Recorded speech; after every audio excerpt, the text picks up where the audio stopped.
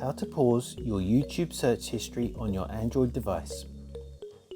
If somebody wants to borrow your phone to look up a YouTube video and you don't want their recommendations showing up in your search history later on, then pausing your YouTube history will definitely help with this. Okay, straight into it. First, you need to start up the YouTube app.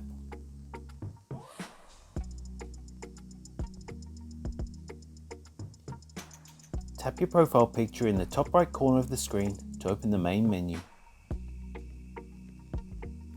Tap Settings, and then tap on History and Privacy. Lastly, you can pause either your watch or search history by toggling on or off the little buttons next to those options. It would always ask you to confirm.